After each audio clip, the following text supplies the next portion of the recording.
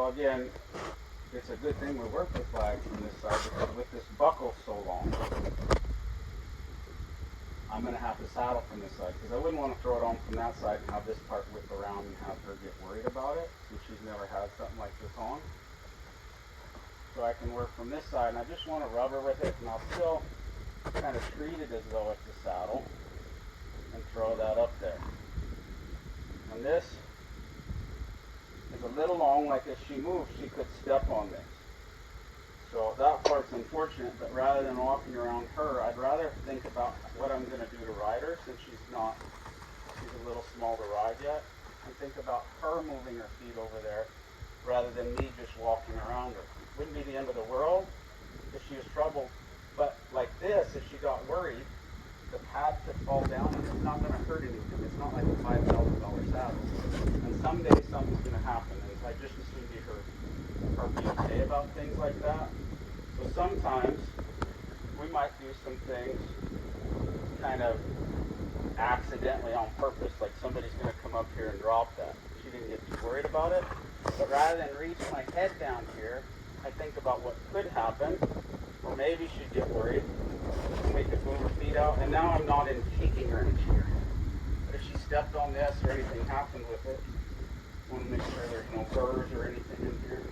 It wouldn't hurt anything with this bareback.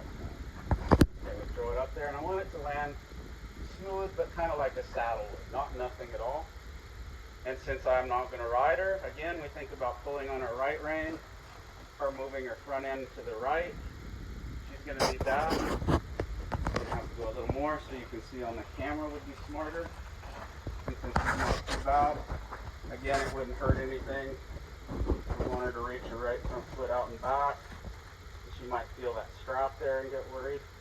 So there are things she can get used to. Now, when I go to stitch this up, it's going to be a little too long. So as my wife pointed out for me, rather than knot it, you can just run it through here, and that shortens that tail. If I was going to knot it, I try to knot it up high and not down here.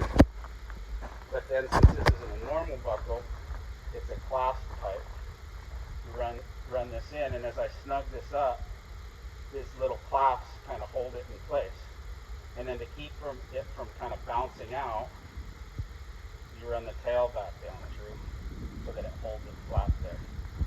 Now, she's never felt this again, so she might get kind of troubled there.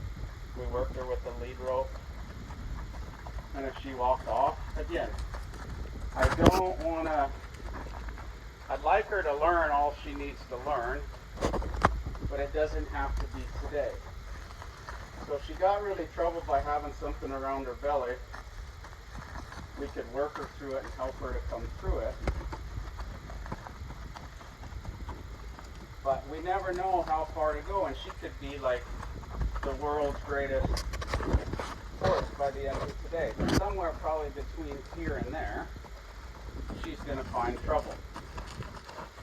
So for a first time, that would be a good place to stop. Sometimes maybe as you move them out, they might get more trouble moving out. Well, I don't want to go maybe to loping her, but I'd like to stay this side of trouble. And if a horse was to kind of buck, I would always, again, ask myself, like we did in the previous video, use your front feet there. So push. That's where my bit's going to kind of push on her. My pack more one day is where my hands are. All right, she can learn to reach out. I might throw this up over. I'm going to have to get on her sometime. But if I go through something good like this on something new, and she does get troubled, I have to kind of say that it's because of me. But I'd rather it be because of me than in spite of me. And for sure, before I go to ride her off, she's going to have to move her feet out. But she doesn't have to get to loping around today. So because she was pretty distracted earlier, I'd say that was her hard point. Move your front end out a little more. Again, like I said with the fly spray, this would be a good place if we had some fly spray, maybe to go. And just the sound of it helped there. And I'd rather that than having to tap her with the rope. But I don't mind her tapping her with the rope because I want to swing a rope. I want her to respond and respect without fear. You can kind of see her licking her lips there. She got pretty okay about some things. So again, if she gets a little more comfortable with that, I'd rather quit before she got in trouble. While I'd like to drive around and move her out, it doesn't all have to happen the first ride. She's got the rest of her life to get good.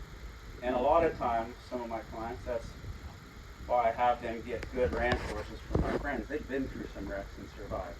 But sometimes if they get in a wreck too early, it can take 10 times the work to get them to trust after they've been betrayed because it was part of me, then it might have been good to get good in the first place. So if I can always stay this side of trouble, it'll help them in the long run and introduce it rather than it falling apart a little more on my terms, little by little, so they can learn to tolerate, build trust, build feel. When they get trouble, I want them always to think back to me and how to help them get out. So anyways, I hope you enjoy these videos.